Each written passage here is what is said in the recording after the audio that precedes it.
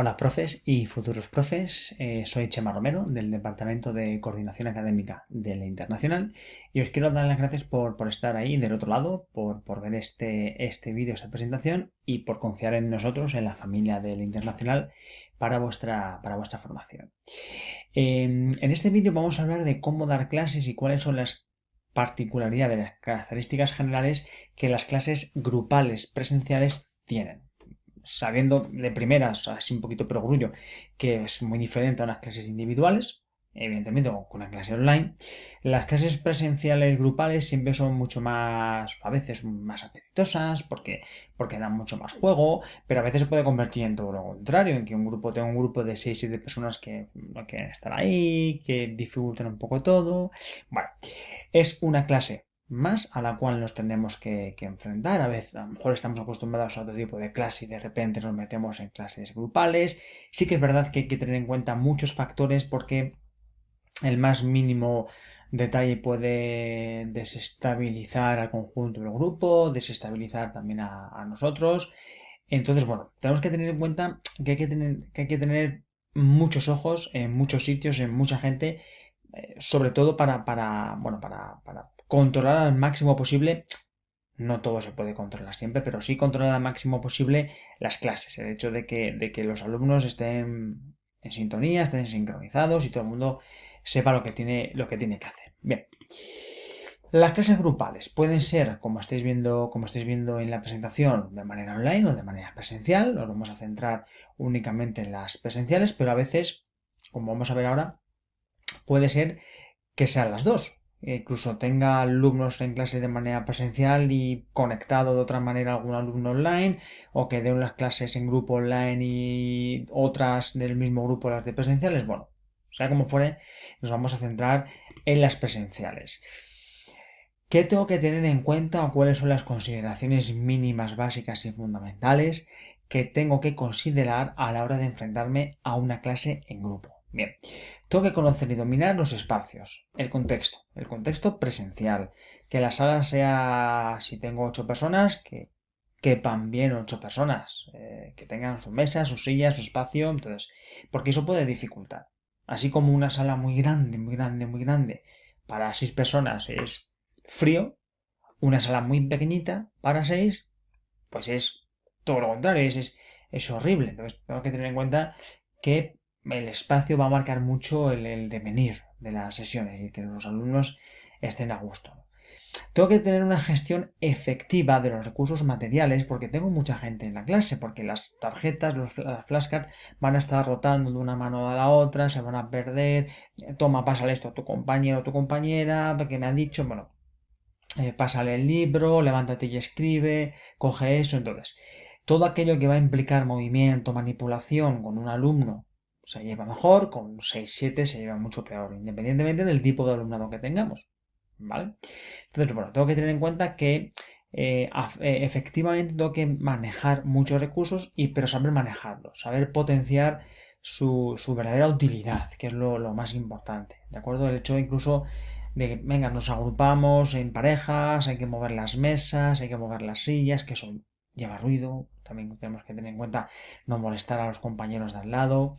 Entonces, bueno, esto es una gestión efectiva de los recursos materiales y una gestión afectiva del grupo clase. Cuando hablamos de clase en grupo, no hablamos de muchos alumnos, sino hablamos de un alumno compuesto de muchos alumnos, un grupo clase. Va a ser la definición que vamos a utilizar a partir de ahora. Entonces, si es complicado muchas veces afectivamente gestionar un alumno, gestionar 6 es complicado. Luego atenderemos a los diferentes factores que influyen en cada uno de nosotros o cada uno de los alumnos en el grupo. Entonces, bueno, puede existir un modelo híbrido, como vemos aquí, que aun estando en clase física, utilizando papel, utilizando el manual, podamos utilizar el móvil o podamos utilizar una tablet, el iPad, recursos tecnológicos, por así decirlo, o digitales que nos sirvan también para conectar con el alumno, con sus particularidades, con sus necesidades. Bien, entonces,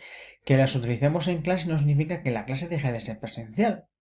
No, porque para eso nos vamos a casa. Sino que es un recurso más que vamos a utilizar en el aula para seguir la clase. para seguir los contenidos. En este caso, podemos utilizar el móvil. Y podemos utilizar metodologías activas que nos sirvan para mantener siempre la motivación y el interés y la actividad de nuestros alumnos. Podemos utilizar, como veis ahí, ABP, aprendizaje basado en problemas o aprendizaje basado en proyectos, el aprendizaje colaborativo o cooperativo, atendiendo las diferencias entre uno y otro, o el Flipped Classroom, la clase invertida, que puedo mandar cosas el día anterior para hacer en casa, luego vienen y en clase las ponemos en marcha y en funcionamiento. Si voy a utilizar o me voy a decantar por un tipo de metodología o voy a mezclar en algún momento o compaginar más bien metodología, recursos metodológicos, tengo que dominaros la perfección. Porque, por ejemplo, ABP, aprendizaje basado en problemas o proyectos, es algo muy chulo, muy, muy, muy guay, que puede ayudar a que los alumnos estén siempre motivados, pero todo lo que implique movimiento puede volvernos locos. Pero bueno, cuidado con esas clases presenciales en las que intentemos implementar metodologías distintas o recursos metodológicos distintos. Bueno, dentro del grupo clase, en ese alumno grande que tenemos que tener en cuenta que hay unas características que lo van a definir en su conjunto. Primero, que en el mejor de los casos siempre sería lo ideal, exista un número reducido de alumnos. 6, 8 alumnos suele ser un número bastante bueno. Evidentemente lo par siempre es algo que nos llama la atención y 6, 8 alumnos creo que es un buen número para tener en clase. Evidentemente vamos a tener clases con más alumnos y con menos. Nos tenemos que adaptar, simplemente. En estas clases de grupo clase siempre se va a producir interacción, sea bien promovida por el docente, por las actividades, por la dinámica propia o las que se producen de manera normal entre los alumnos, el hablar, el comentar, el decir, el levantarse, el coger, el qué tal te ha ido el día, esos momentos sociales que pueden existir al principio y al final de la clase. Un grupo clase siempre va a tener objetivos compartidos, que es el docente el que presenta los objetivos, el que objetiviza qué vamos a hacer en cada una de las sesiones o en el desarrollo general del curso, y desde el minuto 0 o minuto 1 los alumnos tienen que saber que son objetivos que todos compartimos, nosotros y ellos. Y si entienden que son objetivos compartidos, realmente se va a crear una identidad de grupo, donde el alumno, desarrollando su propia identidad, va a adquirir pertenezco a un grupo o pertenezco a un grupo de personas que están en clase. Y eso siempre va a venir bien, sobre todo porque nos puede permitir luego aumentar en ciertos momentos la intensidad de las actividades o la intensidad de la explicación o de las dinámicas.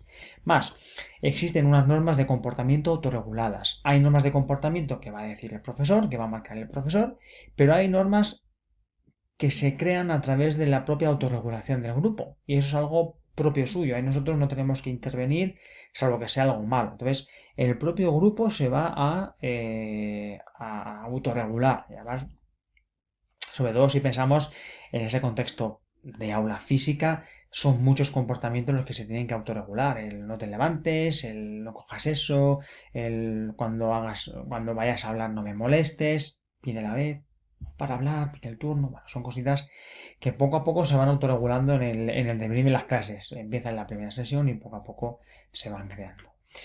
En un grupo clase, de manera física, se crean y se aceptan roles sociales. Siempre va a un alumno que destaque de una manera, alumno que destaque de otra. Bueno, son situaciones, los roles que se van creando y que son aceptados por el grupo. Nosotros en ese caso lo que tenemos que hacer es regular la aparición de roles y que los roles que acepten unos alumnos no fastidien demasiado a otros alumnos.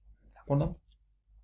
Y este grupo clase tiene unas características propias de grupo. Es decir, el grupo de 10 a 11 de A1 será un grupo.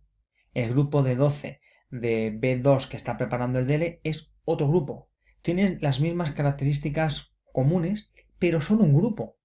Y ya está. Entonces, tengo que, cuando haga la transición de un grupo a otro, de una clase a otra, ¿de acuerdo? tengo que ir pensando, vale, cuidado, cambio de la clase 1 a la clase 2. Tengo que tener en cuenta que esto es una así, que esto es una así. Eso es importante, ¿vale? Y una característica súper común que tienen todos los grupos es que existe un líder institucional. Es decir, el líder eres tú, docente o futuro docente. Tú eres el líder, el que maneja las situaciones, el que objetiviza, el que crea los contenidos, el que lleva la clase, el que tiene un rol no superior al resto, complementario siempre, pero sí el que tiene una cierta mayor importancia, ¿vale? Entonces, es importante que tú también te creas ese perfil de líder, ese rol de líder. Tú tienes que creer, tú tienes que manejar la situación, ¿de acuerdo? Habrá veces que tú decidas que tu papel de líder, por lo que sea, porque la situación lo favorece, no sea tan activo. Te apartas y dejas que el grupo se autorregule, ¿vale? Pero siempre vas a tener que aparecer. Dentro de cada grupo, de ese grupo clase, existen individuos y cada individuo tiene sus características individuales. Cada alumno nos va a venir de un contexto diferente, evidentemente, salvo que sean, incluso siendo grupos de instituto o grupos de una empresa o grupos que vengan de una universidad, que compartan vida fuera, aún así, todos tienen su contexto, familiar, personal, socioeconómico, y eso tengo que tenerlo en cuenta. Tengo que tener en cuenta que para todos los alumnos no sirven las mismas actividades, que incluso a veces tengo que, dentro de un mismo grupo, diseñar y plantearme actividades para cada alumno o para cada grupito de alumnos. Y el grupo 1 hará una actividad, el grupo o el subgrupo 2 hará otra actividad, el subgrupo 3 hará otra actividad. Es importante que tengamos también eso en cuenta.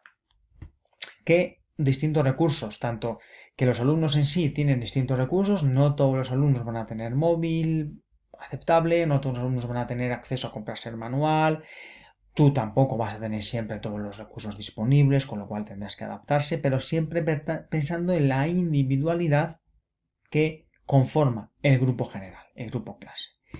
Que dentro de cada grupo existen individuos y que cada uno tiene sus objetivos. Hemos dicho anteriormente que todo un grupo tiene objetivos comunes, pero aún así, dentro de cada grupo, el individuo va a tener sus objetivos. Vale.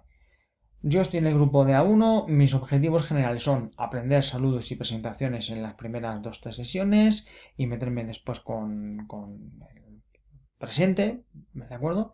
Pero aún así yo tengo mis objetivos. No, necesito aprender el A1 porque mi objetivo es presentarme en 6 meses con el A2 al DL. O porque necesito el A1 para conectar rápidamente con el aprendizaje, para lo que sea. Esos objetivos individuales los tengo que tener en cuenta, tengo que conocerlos también para adaptarme. Y por último, una característica fundamental es el esfuerzo cognitivo que supone a cada alumno de manera individual las clases.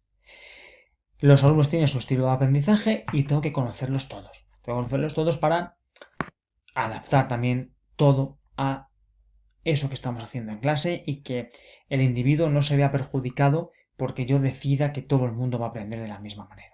¿De acuerdo? Aparte de un espacio físico, vamos a observar siempre el devenir de las clases, gestos, comportamientos, y eso nos va a venir siempre muy, muy bien. Bien, ¿qué debo analizar, qué debo tener en cuenta a la hora de analizar al grupo clase, al grupo en su conjunto? Bien, primero, analizar el grupo clase en sí. ¿Quiénes son esas personas y cómo se comportan como unidad? Tengo que analizar individualmente a todos los alumnos que conforman ese grupo clase. Y por último, tengo que analizar casi en el primer momento qué relaciones internas se dan. Si se dan o no se dan. Y si no se dan, ¿por qué no se dan? Porque a lo mejor esas relaciones internas no se dan, no existe esa cohesión grupal o esa imagen de grupo porque individualmente no se favorece o porque individualmente una persona no está dentro del grupo. Tengo que tener en cuenta, tengo que hacer una labor más fuera de lo docente, fuera de lo contenido propiamente dicho, para centrarme en, voy a perder tiempo analizando a todas las personas que forman el grupo y al grupo así esos mecanismos internos, esa comunicación interna, es importante conocerlo. ¿Cuándo lo voy a hacer? Lo más fácil es empezar a hacerlo en las primeras 2-3 sesiones, es lo más habitual, a través de actividades de carácter grupal, donde todo el mundo tenga que interaccionar, todo el mundo tenga que hablar entre las personas, entre los alumnos, y actividades de autoconocimiento. Es decir, que el alumno también autorreflexione en cómo está siendo su papel, o cómo se siente de a gusto o no de a gusto en la interacción grupal. Todo esto tiene que tener un trasfondo de actividades didácticas, que no se nos olvide. Bien. Dentro de ese análisis tenemos que crear ciertas rutinas compartidas que sirvan para consolidación del aprendizaje. Actividades grupales para que exista una sensación de clase, para que el alumno vea el progreso, el proceso individual y con los compañeros, y para que haya una motivación grupal. No hay nada mejor que tener delante en una clase, en un espacio físico, 6-7 personas y que realmente estén todos motivados. Es algo espectacular. Es difícil de conseguir, pero creedme que se puede conseguir con el tiempo. Y dentro de estas rutinas compartidas, también momentos para la reflexión individual, para que el alumno reflexione sobre cómo está siendo su comportamiento, cómo está siendo su desempeño dentro del grupo, su participación. Es importante que analicemos de manera grupal y analicemos de manera individual. Con ello, no solamente voy a consolidar el aprendizaje de los contenidos, sino algo muy importante que son los aprendizajes sociales. Son fundamentales cuando trabajamos en grupo de manera sobre todo física, ¿vale? Que en cualquier momento puede saltar algo por ahí y explotar en algún momento. Vale. ¿Qué es lo que queremos en clase? ¿Un grupo o un equipo? Primero, ¿sabemos las diferencias que existen entre grupo y equipo? Para cada cosa hay un momento. Hay actividades para grupo y hay actividades para equipo, ¿vale? Vamos a ver las diferencias que hay entre uno y otro. Y esto solo se consigue prácticamente, o es más fácil de conseguir, de manera presencial 100%. ¿Qué es un grupo? Un grupo es un conjunto de personas que tienen una actitud pasiva individual, cada uno va a lo suyo, que en realidad se compite y se busca destacar dentro del grupo, que se quieren evitar conflictos porque se piensa que no sirven para nada y que no se comparten objetivos. Es decir, dentro de un grupo de personas, cada uno va a lo suyo. Eso sería un grupo. En algún momento será eso lo que tengamos en clase. ¿Qué es lo ideal? El equipo.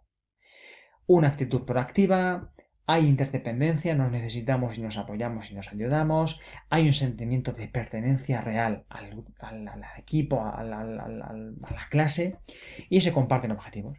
Esto sería lo ideal. Pero ya os digo que hay actividades y hay momentos para cada una de las cosas. Si por ejemplo estamos trabajando con ABP o con algún tipo de metodología activa, lo suyo es que trabajemos en equipo. Que no que simplemente es una clase magistral o que la actividad no requiere grandes interacciones, trabajamos como grupo y no pasa nada. ¿Cuál es la mejor de las opciones? La que se adapte a quien tengas delante, a las personas que tengas delante, es la mejor. Tú decides cuál es la que más vas a potenciar. Por eso tú decides, otra vez, qué es lo que yo necesito para desarrollar mis clases de la mejor manera y qué es lo que necesita el grupo que tengo delante, esos alumnos que tengo en mi clase, qué es lo que necesita realmente para desarrollarse. Bien, todo ello se va a basar, y más si cabe cuando tenemos muchas personas en un aula física, en la planificación de mis sesiones. En una fase de planificación, el antes de llegar a la clase, donde yo construyo qué es lo que quiero hacer, elaboro materiales, elaboro recursos, elaboro planificación y analizo todo ese proceso de planificación y de reflexión. Luego voy a la clase, aplico todo aquello que he pensado previamente, equipo, grupo, actividades, interacciones, comunicación, qué voy a hacer, lo pongo en práctica y cuando acabe lo evalúo para ver si ha funcionado, si no ha funcionado, qué tengo que cambiar, qué tengo que mejorar, qué he hecho fenomenal, qué han hecho mis alumnos fenomenal, ¿vale? Sí que es verdad que esta evaluación la hacemos al final, pero realmente es una fase, es un proceso que estamos haciendo también aquí y que estamos haciendo también aquí. En todo momento estamos evaluando nuestro ejercicio y nuestra competencia docente. ¿Bien? Vale. Pues hemos analizado un poquito brevemente cuáles son las características de un grupo en lo presencial, qué es lo que tenemos que potenciar. Muchas gracias, espero que el vídeo sirva para aprender alguna cosita, para ponerla en práctica el día de mañana y, como siempre digo, disfrutar de esta que es una de las profesiones más bonitas que existen. Muchas gracias, ha sido un placer.